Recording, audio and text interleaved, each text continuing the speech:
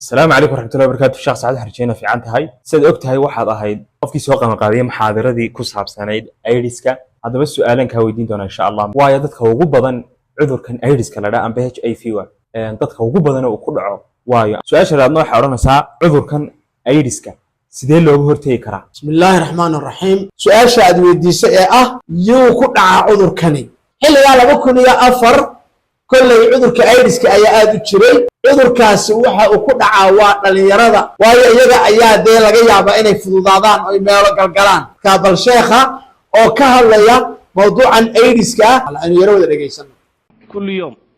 14,000 oo qof buu haleelabay leeyihiin oo waliba ah bay yiraahdeen da'da u dhaxaysa 15 jir ilaa 24 jir da'da maratay baabaaday ee bahalkan hayaa واشن يتمنشر بيلين إلا إيو أفريا لباتن شرداء دا ودحيسا وإيا وداء دا زناد دا وداء دا وقتر دا بدن لمحي حماها إيا الزناد إيا وحي لها المالا وحي دادان أمراض جنسية بيم كينو شرحان sexual diseases وحي دادان الأمراض الجنسية لكن أطباء الرسمي وحي لين جنسه مرض بمالها وأمراض الزنا واللواط في دادان وحكا لو عد أولا المامية فافستي سمكي كور رميان خاطيرته boqolkiiba 90 bay leeyihiin waxa uu ku faafaa waa zinada ama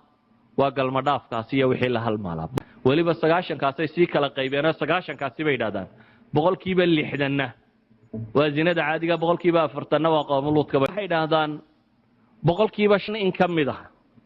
5% boqolkiiba 5 ayaa inta badan aan طريق الدم ku faafta bay dhaadeen dhiigagan dadka lagu shubo iyo dhaqaatiirtu dhiiga dadka ka qaadaan su'aashaada labaad adeero waxa weeyaan sida looga hortagi karayo ka hortag toosa ma laha dawana looma helin sidoo sheekhuba inoo sheegayo sheekh Mustafa waxa qure xal loo hayaa waa xal wiqaa'iya aydiska xalkiisu waa al-isticfaaf al-'iffa waa dhowrsooni qofka oo ka dhowrsada wixii Ilaahay subhanahu wa ta'ala uu ka nahiyay marka waa tan lagu kaliftay in aanu dhalinyarada wacyi galino si ay uga hortagaan xanuunkii inanba si uga hortagaan oo aanu uga dhicin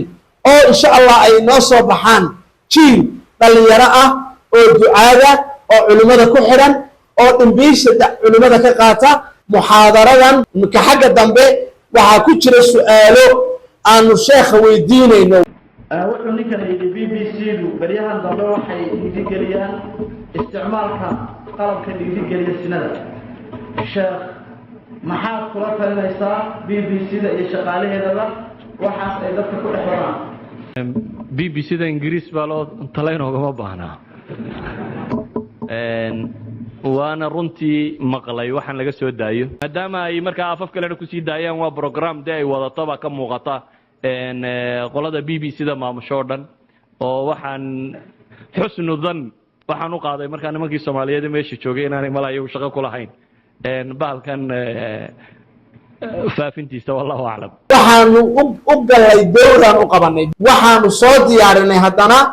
tartan baan u qabanay tartankii ugu horeeyay ee aan ardayda afarta dugsi aanu u qabanay doorkaas waxa soo diyaarsaday dugsiga 26ka Juun doorka kale waxa soo diyaarsaday dugsiga gacan libaax dhalinyarada imika iyo dhalinyaradii hore ee aan barnaamijyadan iyaga oo yar aan u soo qaban jirnay iyo ardaydayadii dugsigii Puntland Institute of Languages and Islamic Studies ee aanu Hargeysa ugu soo dhignay ee aanu gabilayna ugu soo dhignay waxaan u sheegayaa in ay mar walba haddaan English dhigayno iyo haddaanu dacwad u dhigayno labadaba dacwadaanu mar walba u dhaxgali jirnay marka waxaan leeyahay iyo ummadda guud ahaan iyo waalidiintaba waxaan leenahay fadlan barnaamijyada dacwadeed waa barnaamijyo ummadda dhisayay bay ahaayeen raggii ka soo baxayna maanta waa rag dhismay ayay markaa noqdeen